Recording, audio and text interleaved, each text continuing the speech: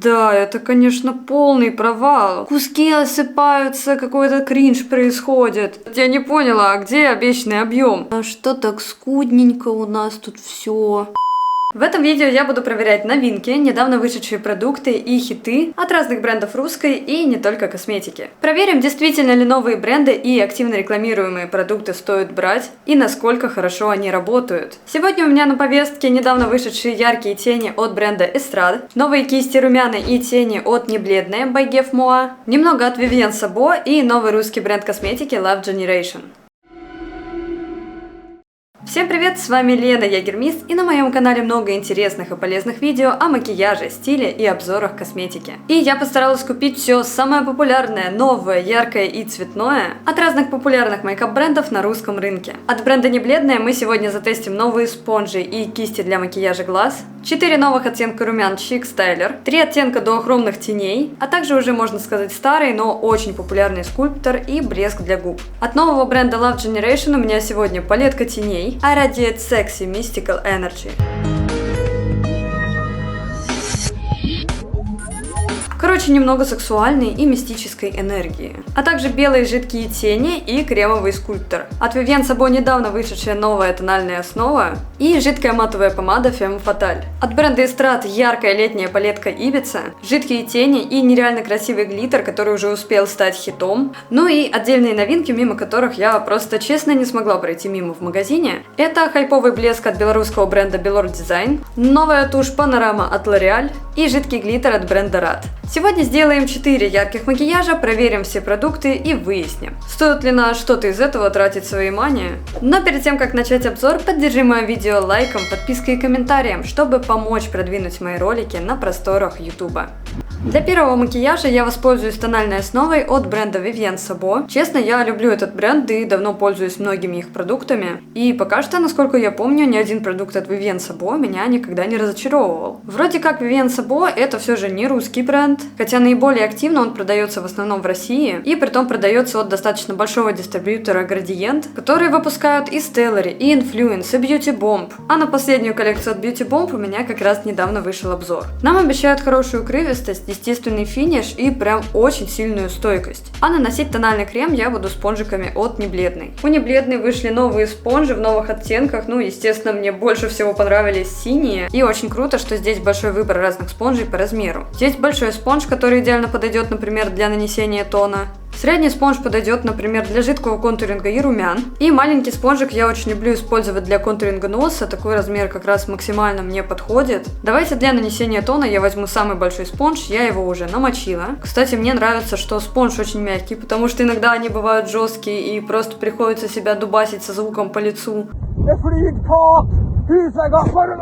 Тональный крем Coverture в оттенке 01, самый светлый. В принципе, по оттенку для моей кожи он очень даже подходит. Но для плотного крема мне он кажется немного жидким. Но я не знаю вообще, что за прикол, потому что сейчас практически все тональные крема делают жидкими. А мне всегда нравились по текстуре более плотные тона, как крем. Так, ну давайте переносить на лицо. Так, ну оттенок определенно мой, это уже радует. Ну, кстати, очень достойный результат. Мне нравится, как этот тон выглядит. У него действительно идеальный для меня финиш, потому что кожа не блестит как блин, но при этом она выглядит естественно, не супер матовая. Минус этого тона в том, что он очень быстро застывает на лице. Например, вот здесь вот на руке он у меня уже все застыл, и он практически не растушевывается. Так, давайте здесь растушуем, и как видите, вот тут уже образовалось пятно. И сейчас я его буду очень долго тушевать. 2 hours later. Так, наконец-то я справилась с этим пятном, так что учтите, что с этим тоном надо работать очень быстро. Но это как раз говорит о том, что тональная основа действительно стойкая. Тон выглядит неплохо, вот буквально совсем чуть-чуть он подчеркнул у меня шелушение на носу. Но в принципе я бы этому тону поставила 8 из 10, почему нет, вполне себе неплохой продукт. В этом макияже я хочу сделать основной акцент на румяна, да и вообще на разные продукты от бренда Небледная. Это кремовый скульптор под названием Chic Styler, оттенок называется Sculpti. Но, по-моему, у Небледная вообще всего один оттенок скульптора, и он вполне себе хороший. Я, конечно, скульптор больше люблю наносить кистью, но мы попробуем как раз средним спонжем. И тут как раз вот просто идеальный вариант такого коричневого, уходящего в серый, который идеально подчеркнет мою аристократическую бледность. Так, а не переборщила ли я с ним? Очень мягко и плавно тушуется, даже если я вначале немного переборщила, у меня получилось все это растушевать. Очень часто я сталкивалась с проблемой, что кремовые скульпторы у меня очень быстро застывали на лице, и я не успевала их растушевать, от этого получались какие-то некрасивые пятна. Здесь же такой проблемы нет, скульптор действительно рабочего характера. И теперь маленьким спонжиком нанесу его на нос, сделаю небольшой контуринг. Короче, скульптор вообще мне очень нравится. Теперь я возьму румяна, но давайте сразу засвотчим их все. Во-первых, у меня здесь есть два варианта ярких румян в оттенках Ruby и Orange Madness. Да, они у меня, конечно, не особо презентабельно выглядят, но что поделать. И есть два варианта новых румян, которые идеально подходят для светлой кожи в оттенке Snow White и Desert Rose. Все румяна очень пигментированные, пластичные, хорошо тушуются на коже. Самые светлые оттенки — это просто мои фавориты. В этом макияже я воспользуюсь самым ярким красным оттенком румян. Тоже буду наносить его через спонж. Так, пожалуйста, растушуйся. Да, фух, все нормально. Тушуется, отлично. Очень классно можно эти румяна друг на друга наслаивать. Ну такая я прям душенька-морфушенька. Румяна прикольные, но я не знаю, кто любит настолько яркие румяна. Конечно, для всяких моих креативных мейкап они очень даже подходят, но мне вот всегда казалось, что мне они не очень идут. Знаете, мне тут пришла идея нанести их еще на глаза. Пусть они у меня сегодня побудут еще и в качестве подложки. Здесь же я вижу просто потрясающий хороший продукт, но, конечно, по стоимости это не совсем бюджетный сегмент. Но, собственно, здесь с этими румянами у нас осталась старая добрая формула, которую я очень люблю. А если вы не смотрели мой прошлый обзор на русские бренды, только там уже это не просто бренды, а бренды от визажистов и блогеров, то я оставлю вам ссылочку на этот ролик в описании. Сразу переходим к макияжу глаз и обзору теней. Не так давно у Геворга вышли новые тени, вернее, насколько мне не изменяет память, это вообще первые тени от небледной. И здесь у нас сразу такие очень интересные дуохромные оттенки. Красный металлик в оттенке Ruby, дуохромные зеленые тени в оттенке Jade и лиловые тени с блестками под названием Lilac Silver. Вообще круто, что Геворг сделал свои самые первые тени очень яркими и нестандартными. Во всех теней такая мягкая и рыхлая текстура, то есть их можно продавить пальцем. И достаточно большой объем, то есть здесь 1,8 грамм. Мне кажется, это прям даже достаточно много для таких необычных оттенков. Все же это явно тени не на каждый день, но с другой стороны много не мало. Я хочу попробовать сделать страшное невероятное и объединить все три оттенка в одном макияже. Я не уверена, насколько хорошо это получится, потому что не сказать, что все эти цвета прям хорошо сочетаются друг с другом. Так что, вероятно, сегодня на моих глазах будет комната грязи. Красные тени я нанесу во внутренний уголок.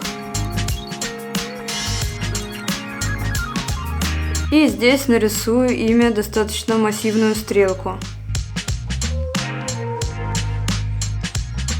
Тушуется в кожу, в принципе, тоже более-менее. И теперь на середину и на нижнюю часть века нанесу зеленый. Чувствую себя жуком-навозником. Ну ты Филя и жук колорадский. Из плюсов прям удивительно, что получается нормально втушевать красный в зеленый и не получается огромное количество грязи. Из минусов чего-то мне не хватает прям, как будто вот можно было лучше сделать. Но не выглядят они на глазах так же, как в упаковке, ну извините меня. И теперь я хочу зеленый оттушевать наверх вот этими тенями с лиловым отливом. Здесь просто огромная россыпь разных блесток, фиолетовых, серебряных, розовых. Вот эти тени уже немного сыпятся. Очень ярко переливаются, но только под определенным углом. Есть у них небольшая серая составляющая, поэтому мне кажется, намного лучше они будут выглядеть на каком-то ярком оттенке или на темном. И мне тут пришла идея, почему бы не попробовать эти блестки в качестве хайлайтера. Во, вот это мне уже больше нравится. Ну, во-первых, я почистила границы, сделала стрелочку более аккуратной при помощи консилера. А во-вторых, на слизистую я нанесла вот такой зеленый карандаш от Beauty Bomb. И, по-моему, очевидно, насколько он более яркий по сравнению с этими тенями. И от теней я ожидала чего-то подобного. На ресницы я нанесу новую тушь L'Oréal Panorama. Нам обещают объем 1 000 000 ресниц.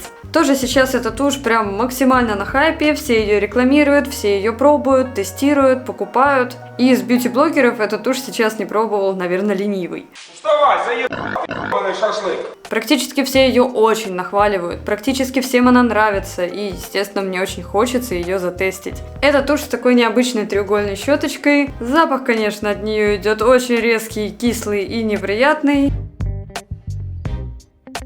Так, ну кусок туши у меня уже упал на нос. Я не поняла, а где обещанный объем? Где вот эти вот миллионы ресниц? Почему у меня все ресницы между собой склеились, а?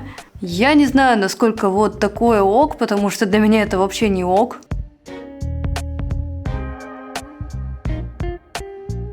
Ну, конечно, она что-то делает с ресницами, она их как-то удлиняет, но приходится потом ресницы вот так ногтем разделять. Извините меня, но почему я должна это делать? И вот куски от туши осыпались. Все же после такого огромного количества положительных отзывов я бы хотела увидеть нормальный результат. Ну, чтобы он действительно был вау. Но, по сути, эта тушь ведет себя как самая обычная черная тушь. Ничего в ней такого нет. Окей, если бы она стоила 100 рублей и делала бы такие ресницы, то окей, я бы это поняла. Но, извините, она стоит почти 1000. И тушь за косарь мне приходится разделять вот так вот ногтем.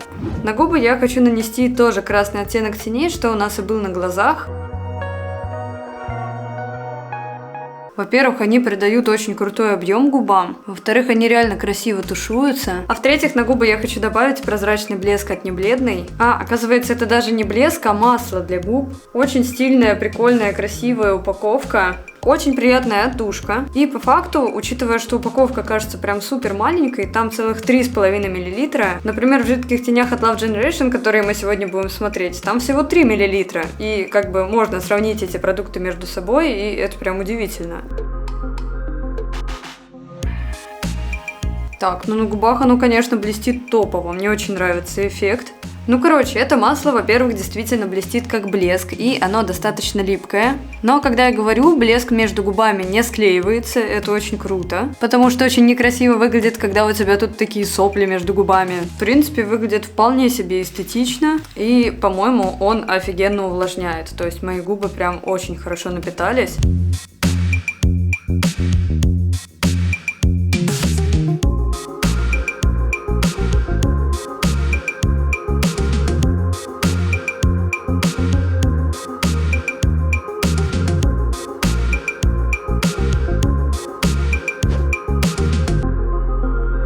Для следующих двух макияжей я воспользуюсь оттенком румян Desert Rose и Orange Madness. Один оттенок будет с этой стороны, другой с этой. Надеюсь, вы меня простите, потому что у меня очень много идей для макияжа и очень мало времени, а хочется протестировать и показать все, поэтому здесь мне придется делать парочку разных макияжей на разных глазах.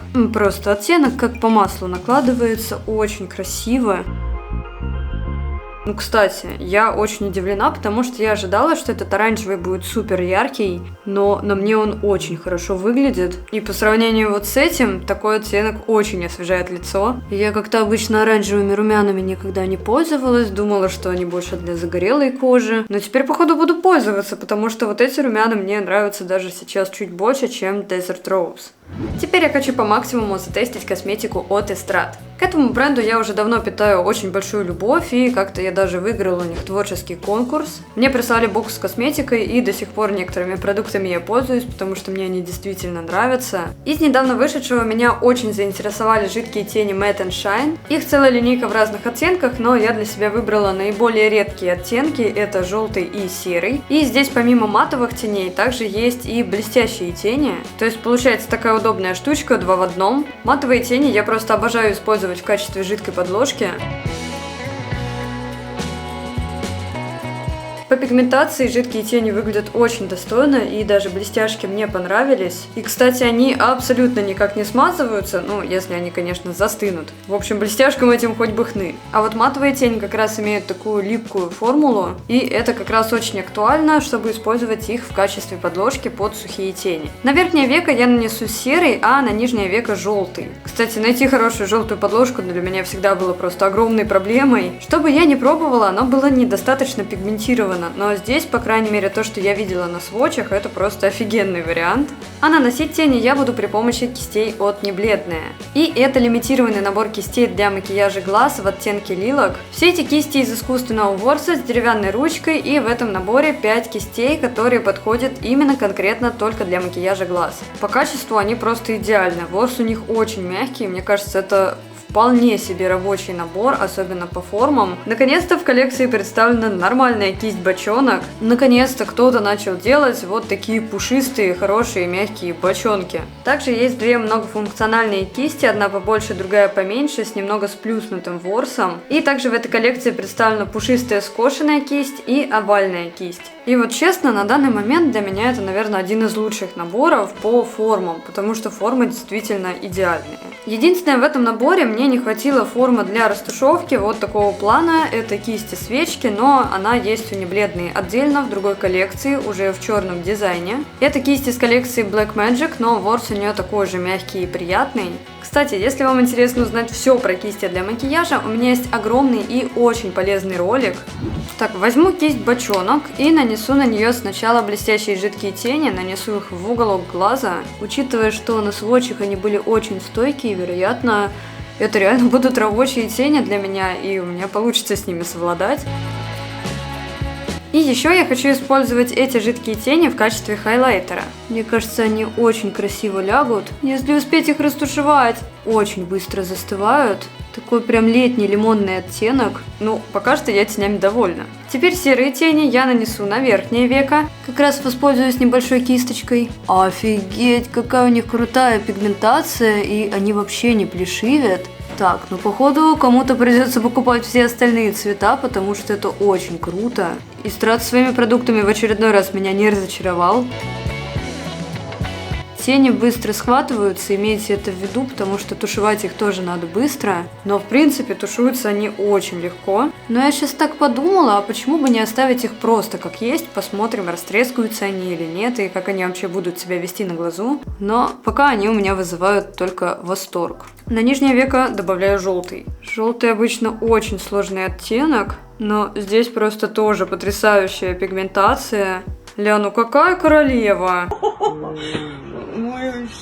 Я королева и икона. Макияж обоссанного асфальта. Ладно, осталось все же проверить, как на жидких тенях будут держаться сухие тени. Как я уже говорила, я очень люблю бренд Эстрад, но почему-то они вот прям вообще ни в какую не хотят со мной сотрудничать. Может быть, я им по каким-то критериям не подхожу, но в общем, не знаю почему. А может быть и знаю. Макияж обоссанного асфальта. Я уже рассказывала об этой ситуации в своем телеграм-канале, поэтому если вы еще не подписаны, то подписывайтесь, чтобы узнавать больше не только о косметике и предстоящих видео, а еще и о моей жизни. Ну короче, для блогера, честно, вот это прям очень грустно, когда ты всей душой любишь какой-то бренд, но ты им вообще не интересен, и выглядит все это, к сожалению, как неразделенная любовь.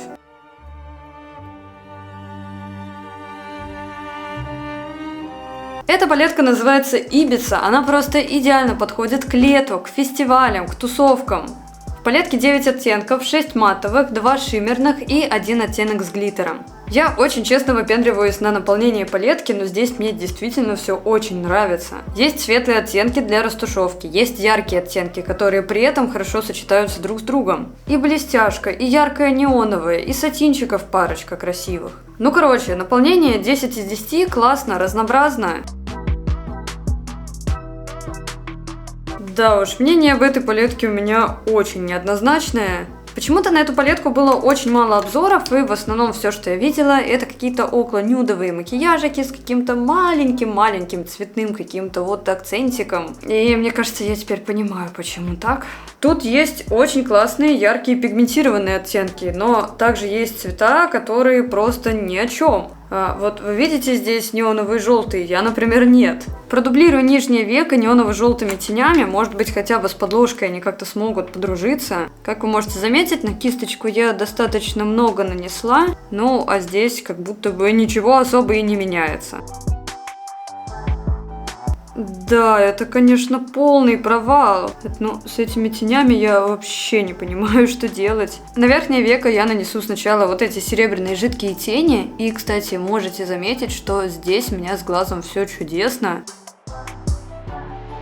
Удивительно, очень красиво выглядит. И мне кажется, учитывая, как намертво эти тени закрепляются, они не будут скатываться и вообще с ними не будет никаких проблем. Походу, это первые жидкие тени в моей жизни, с которыми я смогла как-то сработаться. На мне сороки очень мало блесток в этом макияже, поэтому я нанесу еще и серебряные блестки из этой палетки. Ну да, по сути, стандартные серебряные блестки, ничего необычного, но выглядят неплохо. И я считаю, что как раз к подобной летней фестивальной палетке серебряные блестки, почему нет, это очень актуально, но мне все еще мало.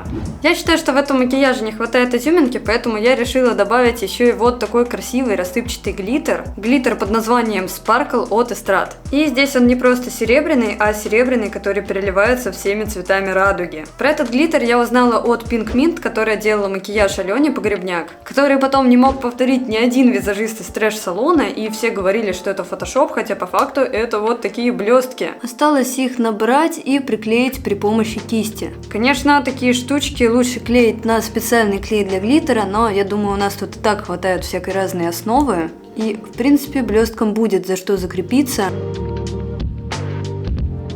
Да, выглядит это определенно круто. Так, но я решила дать еще один шанс туши Панорама, и в этот раз мне даже понравился результат, который получился. Конечно, опять же, это не что-то топовое, но хотя бы сейчас она разделила мои ресницы.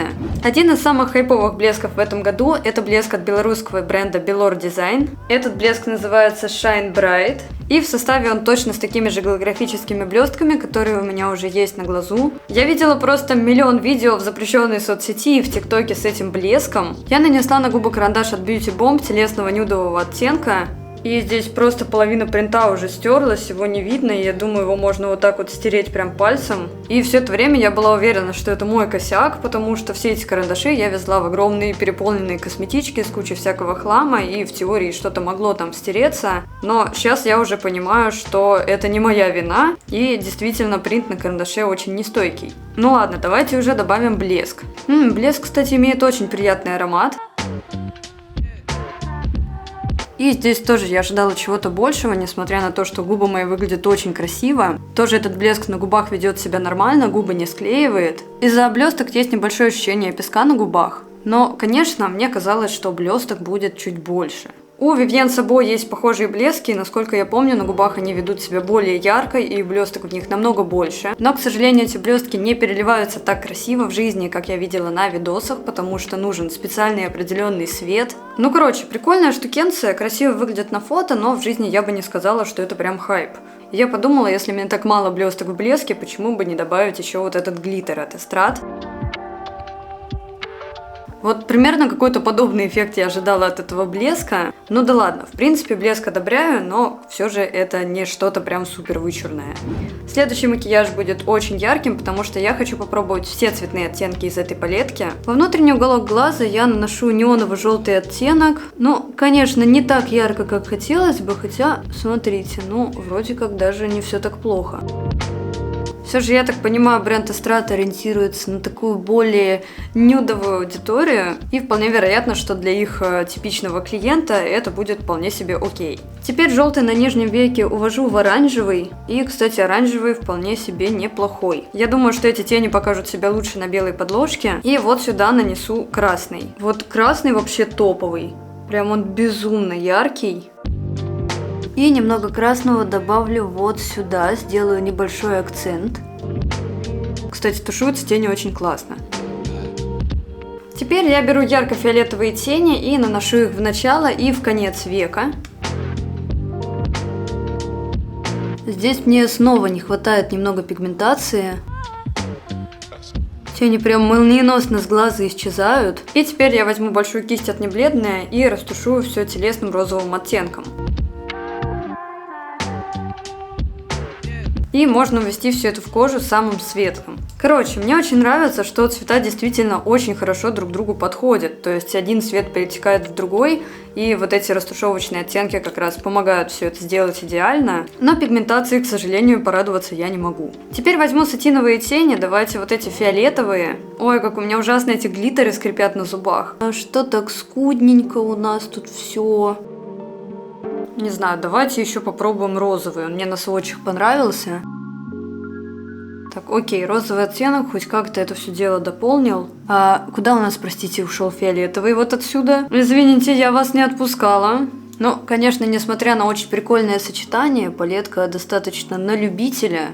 Скорее на любителя просто сделать нюдик и добавить какие-то маленькие акценты, немного поэкспериментировать. Но, конечно, мне здесь очень многого, увы, не хватило. А жаль. Давайте я попробую спасти этот макияж и нанести вот эти красивые сиреневые тени от небледной. У них блестки все же покрупнее, и как-то получится ими, вероятно, сделать прям акцент. А то как-то для ибица слишком скромненько.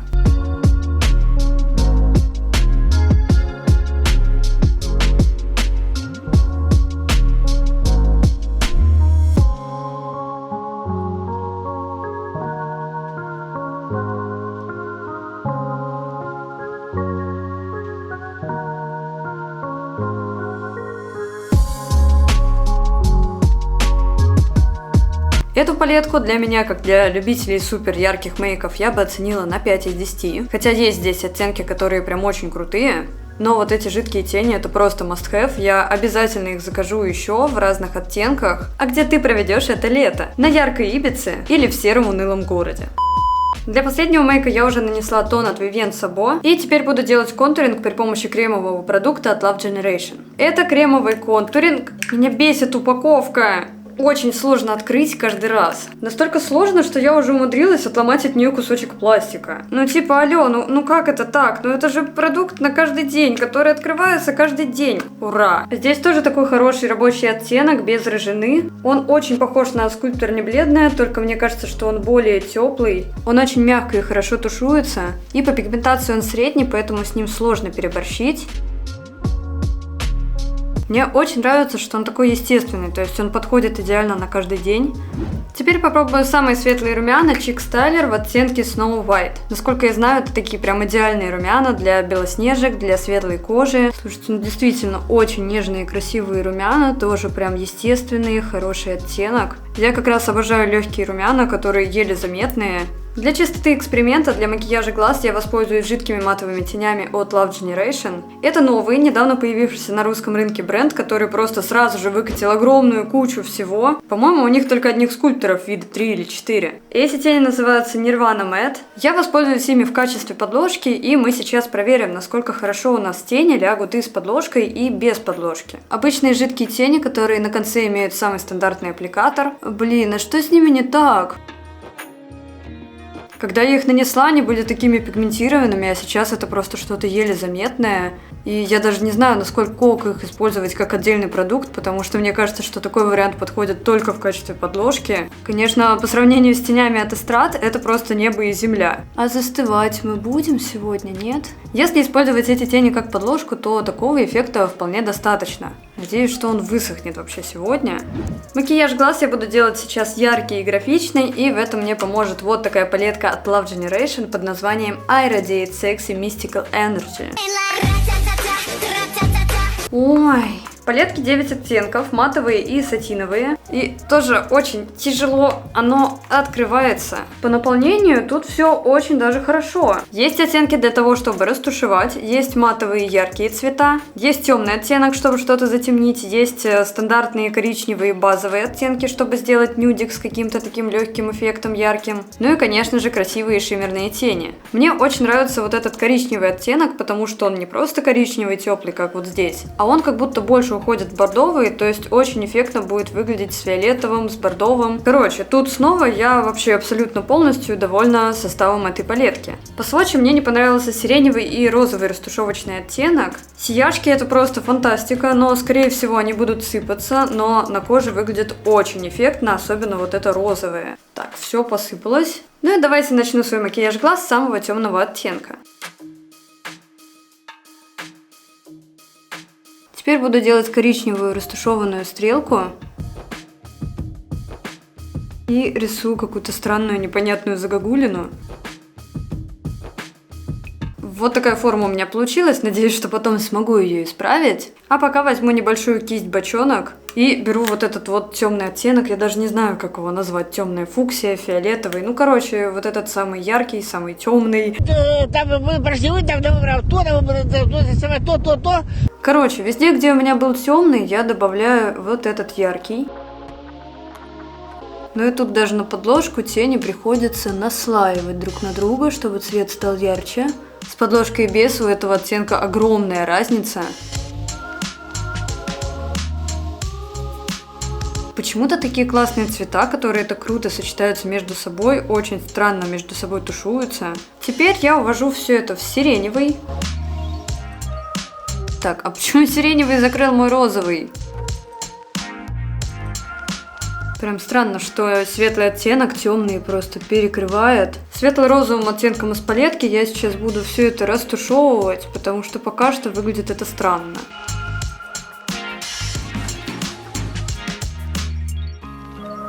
Ну, вроде выглядит, конечно, норм, но запариться все равно пришлось. Мне очень понравились блестяшки, поэтому я хочу добавить, во-первых, вот этот самый яркий розовый оттенок. Так, ну, с плоской кисти он, конечно, сыпется, но переносится нормально, более-менее. В серединку века я хотела нанести белый, но что-то мне этот оттенок настолько сильно понравился на свотчах, поэтому я еще добавлю и сюда. Сделаю такой небольшой переход. Ну, конечно, на свотчах это все выглядело ярче. А здесь проблема в том, что очень сложно эти тени наносить. То есть их нужно наносить либо пальцем, либо на какую-то базу. Куски осыпаются, какой-то кринж происходит. Почему-то в этой палетке я была настолько уверена, когда я ее покупала, мне она казалась такой классной. Теперь хочу вот этот самый светлый оттенок нанести в самую серединку века. Если бы он еще набирался на кисть, было бы, конечно, вообще классно. И тут снова та же ситуация, что с розовым. Так, ладно, сыпется страшно, но хотя бы наслаивается. Ну почему? Почему оно на свотчах так красиво, но оно вообще никак не ложится? Не, на самом деле я уверена, что эти тени норм, если наносить их на базу или на клей для глиттера, но... Так, с этой стороны тени наносятся нормально, но я использую влажный способ, просто на мокрую кисть их фигачу, и все, что с кисти не осыпается, оно переходит на глаз. Отлично. В этом странном макияже мне не хватает какого-то яркого активного глиттера, поэтому я возьму глиттер-гель или жидкие блестящие тени от бренда RAD. RAD как дегенерат. Насколько я знаю, RAD это бренд яркой молодежной косметики от бренда Золотое Яблоко, и у них тоже много интересных продуктов, надеюсь, когда-нибудь смогу сделать на них обзор, но пока довольствуемся тем, что есть. И этот глиттер невероятно выглядит на коже, очень ярко блестит и переливается. Не понял. Чего? Во-первых, мне не нравится его запах, потому что когда его открываешь, он воняет каким-то жутким едким клеем. Но когда носишь его на кожу и он высыхает, он пахнет какой-то клубничкой. То есть вот этот вот ужасный вонючий запах клея куда-то испаряется. Слушайте, ну я такое, честно, в первый раз встречаю, это прям очень интересно. Во-первых, нанесу его вот сюда. И на верхнее веко тоже нанесу. Хочу как-то прикрыть все, что у нас тут получилось. Не, ну выглядит, конечно, очень красиво. Знаете, я очень рада, что бренд RAD сегодня смог меня порадовать. На ресницы снова наношу тушь Panorama. Знаете, что-то я уже то ли привыкла к этой туши, то ли она мне начинает нравиться. Не знаю, как это работает. Но как будто бы она уже намного лучше разделяет между собой ресницы. В этом макияже на губы я нанесу помаду от Vivien Sabo Femme Fatale. Я купила в оттенке номер 16 Opium. Помада в маленьком таком объеме, даже не знаю, насколько это хорошо или плохо. Но лично для меня это хорошо, потому что я редко использую помаду до конца, и зачем мне большие объемы, когда они все равно стухнут. Помада наносится на губы очень равномерно, мне безумно нравится оттенок, и у нее какой-то приятный запах, но я не понимаю, что это. Вообще у меня, в принципе, проблемы с запахами, потому что если я чувствую какой-то запах, я долго не могу вообще понять, что это, хотя я знаю этот запах. Короче, оттенок благородный, помада на губах выглядит очень хорошо. Это стойкая матовая помада, которая практически не сушит губы, что очень необычно для подобного плана помад. На руке она практически не отпечатывается, совсем легкий след остается.